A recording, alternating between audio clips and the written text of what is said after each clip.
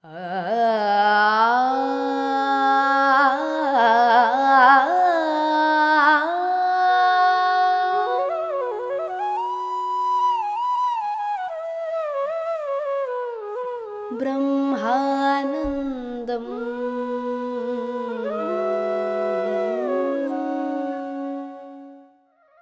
नमस्कार दोस्तों, ब्रह्मानंदम शो में एक बार आपका फिर से स्वागत करती हूँ। A thousand seeds of joy, Anand Karnesh ji द्वारा रचित यह अद्भुत किताब, इसमें से हम आपस में विवेक बांट रहे हैं। दोस्तों, हम जिस अध्याय के जरिए गुजर रहे हैं उसका शीर्षक है आत्मा की अंधेरी रात्रि। पिछले एपिसोड के अंत में हमें आनंद कर्णेश जी अपने अस्वस्थता के बारे में बता रहे थे। जब वो 24 साल की उम्र के थे, वो एक बीमारी से ग्रस्त थे और वो बीमारी के कारण वो बहुत ही कमजोर हो गए थे और कुछ वर्ष बाद वो ऐसी स्थिति में पहुंचे कि चलने के लिए भी उनके पास शक्ति नहीं थी।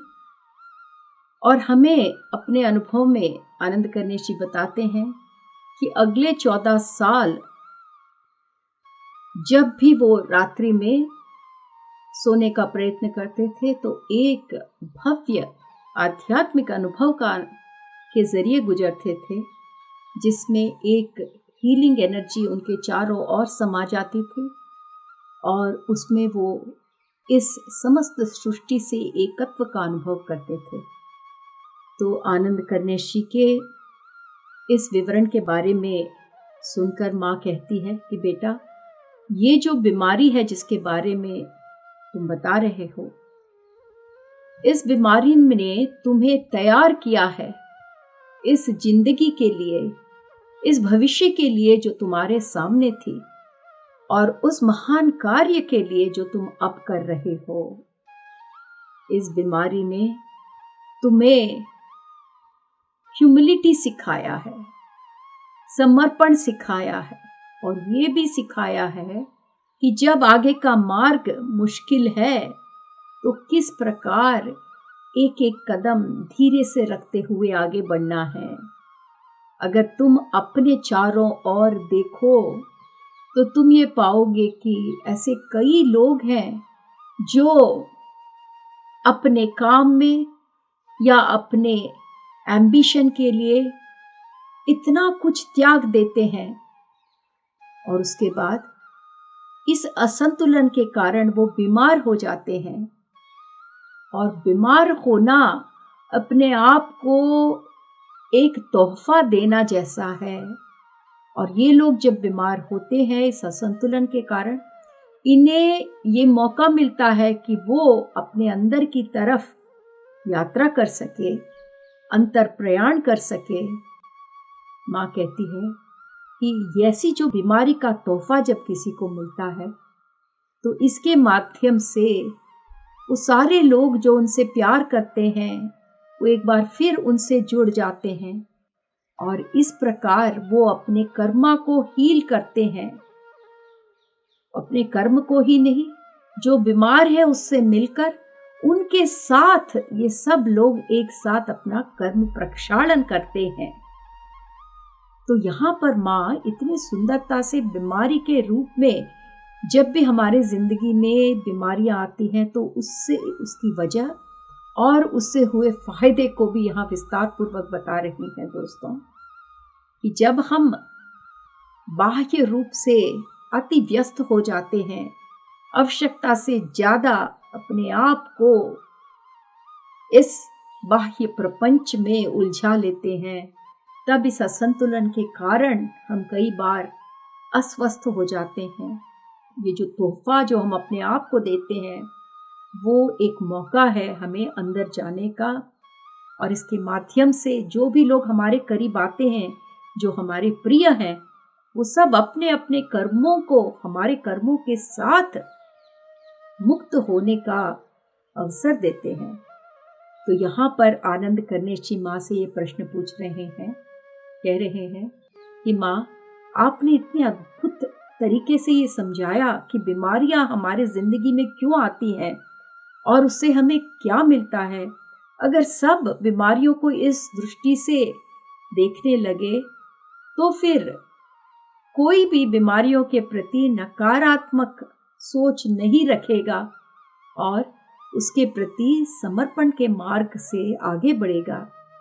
माँ कहती है, बेटा, ये जो समर्पण का मार्ग है, अगर कोई अस्वस्थ है और वो समर्पण के मार्ग में आगे बढ़ता है तो इस समर्पण के कारण वो अपने आप को जल्दी हील कर पाता है, क्योंकि समर्पण के मार्ग में उनके चक्र खुलकर अनुसंधान हो जाते हैं या अलाइन हो जाते हैं। और यही नहीं, इस समर्पण के कारण वो अपने कर्म को प्रक्षालन कर पाते हैं इस समर्पण के मार्ग में। तो यहाँ पर माँ कहती है कि जब भी कोई बीमारी जिंदगी में आती है, उससे संघर्ष करने के बदले समर्पण का मार्ग चूज करके हम अपने कर्म को डिसॉल्व करके अपनी बीमारी को हील कर सकते हैं। माँ कहती है कि जो समर्पण का मार्ग है वो हर एक मनुष्य को एक सरल जिंदगी देता है।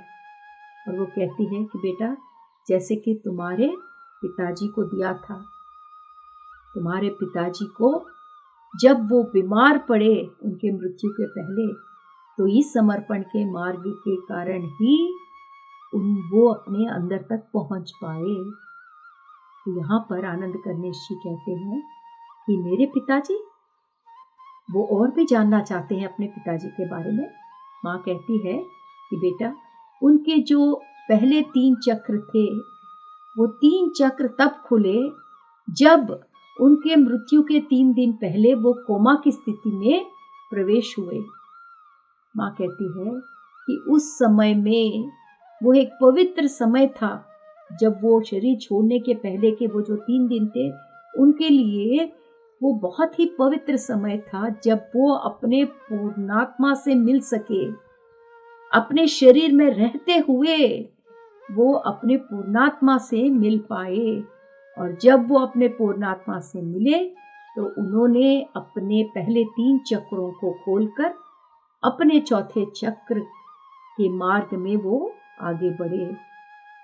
माँ कहती है कि तुम्हारे पिताजी को दोबारा इस भौतिक लोक में जन्म लेने की आवश्यकता नहीं है।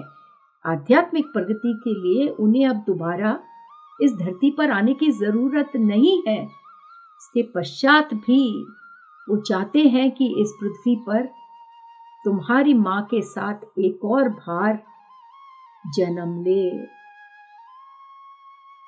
और वो उनका अंतिम जन्म होगा।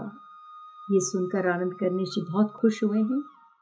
तो माँ कहती है, बेटा, मृत्यु के द्वारा कई लोगों की आध्यात्मिक प्रगति हुई है, इसीलिए मृत्यु को हम कभी नीचा नहीं दिखा सकते। मृत्यु हमारे जिंदगी का बहुत ही अहम भाग है। माँ कहती है, 2 लोगों को हम उदाहरण के लिए लेते हैं।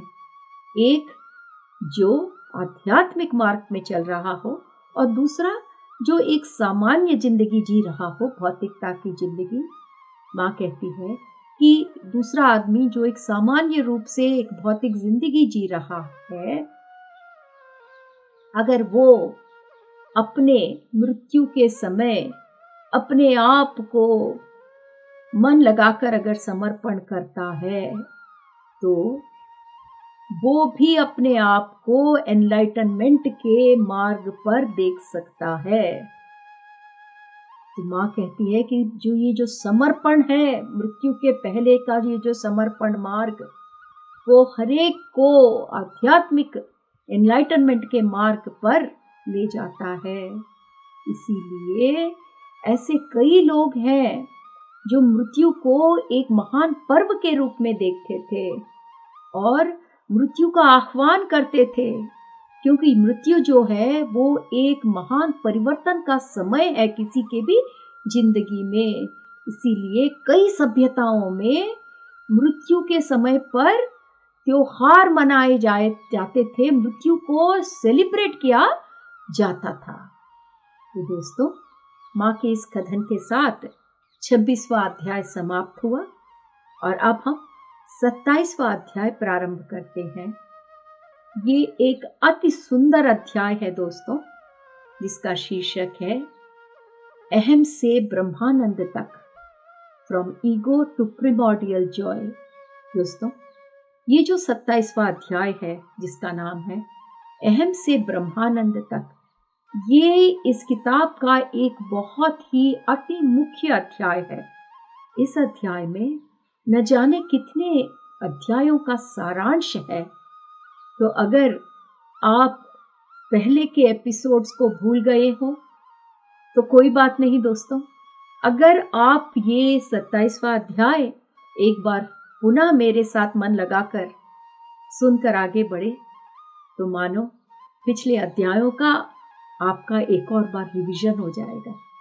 तो आइए दोस्तों, इस अध्याय से आगे बढ़ते हैं, जिसका नाम है अहम से ब्रह्मानंद तक। इस अध्याय के शुरू में आनंद करनेश जी के प्रश्न से हम इस अध्याय में आगे बढ़ेंगे। आनंद करनेश जी माँ से कहते हैं कि माँ, अभी आपने बताया था कि कई प्राचीन सभ्यताओं में मृत्यु के समय परम आनंद प्राप्त करते थे और इसको एक महान पर्व के रूप में सेलिब्रेट करते थे। मेरी समझ में ये नहीं आ रहा कि मृत्यु के समय आप खुश कैसे रह सकते हो, आप सेलिब्रेट कैसे कर सकते हो। जब आपके प्रिय लोग मृत्यु से गुजरते हैं तो क्या आपको पीड़ा नहीं होती, या किसी एक मनुष्य को पीड़ा नहीं होती? तो माँ कहती है कि बेटा, उन प्राचीन सभ्यताओं में जब उनके प्रिय लोगों की मृत्यु होती थी, पीड़ा जरूर होती थी, पर उतनी नहीं जितना अभी आज में लोग पीड़ा महसूस करते हैं मृत्यु के कारण। क्योंकि वो लोग, प्राचीन सभ्यता के लोग जानते थे, उस ब्रह्मानंद की आत्मानुभूति को जानते थे जो जनन मरण के परे है। वो जानते थे कि जो ब्रह्मानंद का रूप है उसका जन्म और मरण से कोई संबंध नहीं। जब भी वो मृत्यु को आनंद से गले लगाते थे, उसके कारण जिसकी मृत्यु हो रही होती वो एनलाइटेंड हो जाता। अपने मृत्यु के कुछ क्षणों के पूर्व इस मृत्यु के घड़ियों को आलिंगन करके, समर्पण करके वो आदमी एनलाइटन हो जाता था। आनंद करनेशी कहते हैं, क्या माँ, आप ये ब्रह्मानंद के बारे में जो बता रही हैं, ये ब्रह्मानंद जो जन्म और मृत्यु से परे है, क्या आप उसके बारे में हमें थोड़ा और विस्तार पूर्वक बता सकेंगी? माँ कहती है, बेटा, जो खुशी हमें तन और मन से प्राप्त होती है, ये हमारे पहले दोनों चक्रों के माध्यम से होती है। पहला चक्र मूलाधार चक्र, दूसरा चक्र स्वाधिष्ठान चक्र। इन दोनों चक्रों के कारण जो आनंद हम प्राप्त करते हैं मन और तन के द्वारा, इन सब की सीमाएं होती हैं। ये सीमित आनंद है। जो ब्रह्मानंद है वो ऐसा नहीं है, क्योंकि ब्रह्मानंद की कोई सीमाएं नहीं है। उसका न कोई आदि है न कोई अंत, और वो हमेशा विस्तृत होता ही चला जाता है। एक निराकार अनंत शून्यता में उसका विस्तार हमेशा होता जाता है। माँ कहती है, ये जो ब्रह्मानंद है वो उस द्वार को खोलता है जहां तक, जिससे कारण तुम अपने आप को जान पाते हो। और जो इस ब्रह्मानंद तक पहुंच पाता है वो समर्पण के मार्ग के द्वारा ही इस ब्रह्मानंद तक आ पाता है। और वो समर्पण है उनके अहम का समर्पण, वो अहम जो उनके तीसरे चक्र के चारों ओर समाया रहता है। तो यहाँ पर आनंद गणेश जी माँ से प्रश्न पूछ रहे हैं, माँ जिस तीसरे चक्र के बारे में आप बात कर रही हैं, क्या वहां अहम भी है और ब्रह्मानंद भी है? तो माँ कहती है, बेटा ये जो अहम है वो मन का ही भाग है।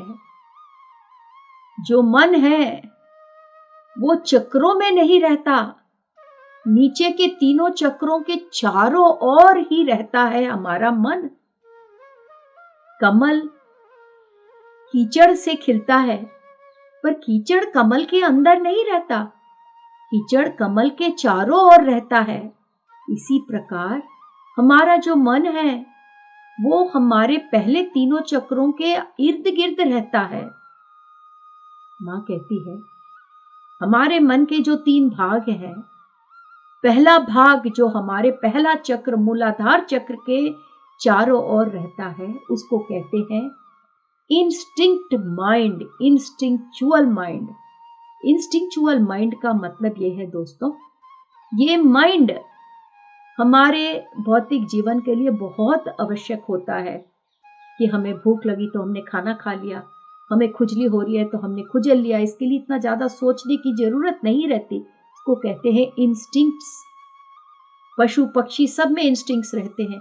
तो जो पहला मूलाधार चक्र है उसके चारों ओर का मन जो है वो हमारे भौतिक अस्तित्व के सहायता के लिए है, और पंचभूतों में से ये पृथ्वी के साथ जुड़ा रहता है। मां कहती है, जो हमारा दूसरा चक्र है उसके चारों ओर जो मन का भाग है वो हमारे मनोभावनाओं से समाया होता है, और पंचभूत में जल तत्व से ये दूसरा चक्र जुड़ा रहता है, और तीसरे चक्र के चारों ओर हमारे सोचने वाले मन का भाग होता है, और ये पंचभूतों के वायु तत्व से जुड़ा रहता है। दोस्तों, इसके पहले भी हमने चक्रास एंड एलिमेंट्स, चक्र और पंचभूत वाले अध्याय में ये सब मां ने हमें बहुत विवरण से समझाया। जैसा कि मैंने पहले भी बताया, ये अध्याय एक रिवीजन चैप्टर है, तो जितना कुछ हमने मुख्य रूप से इसके पहले अध्यायों में पढ़ा, मां हमें फिर से एक और बार यहाँ पर सब साथ लाकर समझा रही हैं। तो यहाँ मां ने हमें हमारे मन के जो 3 रूप हैं, जो 3 चक्रों के इर्द गिर्द हैं, उसे इतने सुंदर से समझाकर उसे पंचभूतों के साथ कनेक्ट किया है। मां कहती है, ये जो अहम है वो हमारे ये जो सोचने वाला मन है तीसरे चक्र के चारों ओर, उसके कारण अहम उत्पन्न होता है। तो जब हम ये 3 चक्रों के इर्द गिर्द जो मन है, जब हम इसको रिक्त कर सकते हैं, मन के रिक्त होते ही हमारा अहम पिघल जाता है। जब अहम पिघल जाता है तब हमारे जिंदगी में हमें एक महान एनलाइटनमेंट का आभास होता है। तो प्रक्रिया ये है दोस्तों कि पहले इन तीनों चक्रों के इर्द गिर्द रहे मन को खाली करना। मन के खाली होते ही, क्योंकि सोच शून्य हो जाती है, सोच शून्य होते ही अहम पिघल जाता है, जिसके कारण जिंदगी में एनलाइटनमेंट होती है। मां कहती है, जैसे ही किसी भी जीव का मन खाली हो जाता है, मन खाली होते ही वहां पर सारे सोच गायब हो जाते हैं, सारे बिलीफ्स गायब हो जाते हैं, और वो आत्मा ब्रह्मानंद को फेस करता है, ब्रह्मानंद से घिर जाता है। मां कहती है, ऐसे आनंद को संपूर्ण रूप से अनुभव करने के लिए उसके सामने समर्पण करना पड़ता है, और ये समर्पण हमारे तीसरे चक्र पर होता है, क्योंकि तीसरे चक्र पर जब अहम पिघलता है, अहम के पिघलते ही हमारे पूर्णात्मा से हमें मार्गदर्शन प्राप्त होने लगता है।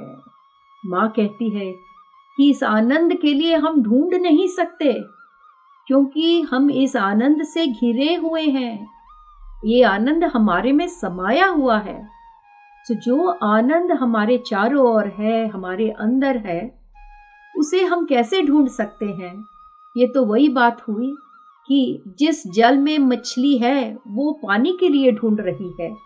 बिल्कुल ऐसी ही बात होगी कि हम ब्रह्मानंद क्यों ढूंढने की कोशिश करें।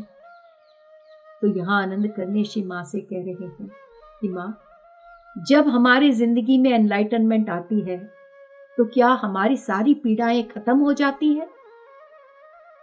माँ कहती है, बेटा, एक बच्चे की तरह, बच्चा है वो ब्रह्मानंद में रहता है, पर कभी कभार उसके आंखों में आंसू आते हैं, वो गुस्सा होता है, वो दुखी होता है, पर ये सारी भावनाएं जितनी जल्दी आती हैं उतनी ही जल्दी पिघल भी जाती हैं। ये ही एनलाइटनमेंट की स्थिति है।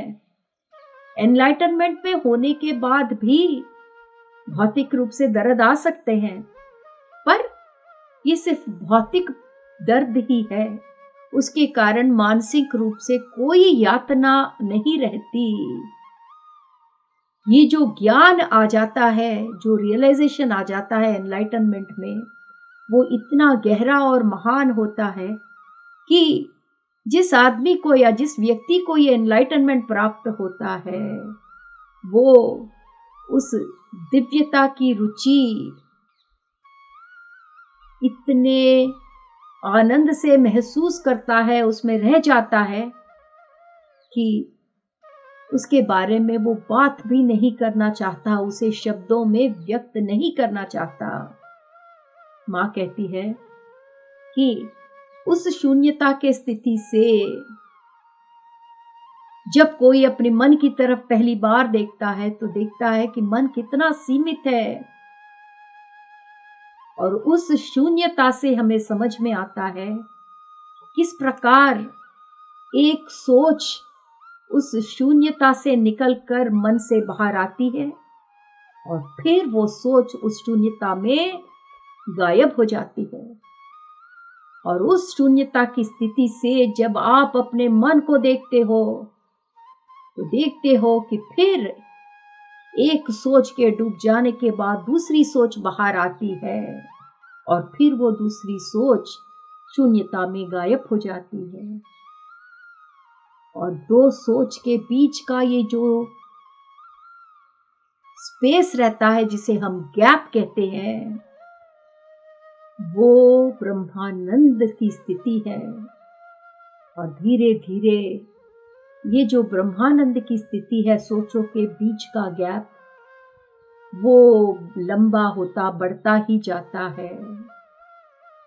हर एक सोच, हर एक आइडिया, हर एक बिलीफ, अपनी पहचान इस शून्यता की स्थिति से एक माया के रूप में नजर आते हैं, क्योंकि एक खाली मन से माया स्पष्ट नजर आती है। माँ कहती है, जैसे जैसे चक्र खुलने लगते हैं एक के बाद एक, ये जो पहचान होती है, मैं, तुम, ये सब पिघल जाता है। अपना कोई अस्तित्व ही नहीं रहता। जिन लोगों ने एनलाइटनमेंट प्राप्त किया है, वो अपने आप को दूसरों से अलग नहीं देखते हैं। हम दिव्य आत्माएं मैं का प्रयोग जब करते हैं तो हम हमारे लिए नहीं, हम सब के लिए इस शब्द का प्रयोग करते हैं, क्योंकि तुम मनुष्य अपने मन से हमारी बातें समझने की कोशिश करते हो। दोस्तों, माँ के सुंदर जवाब के साथ आज का एपिसोड हम यहाँ समाप्त करते हैं। अगले एपिसोड में फिर मिलेंगे। धन्यवाद।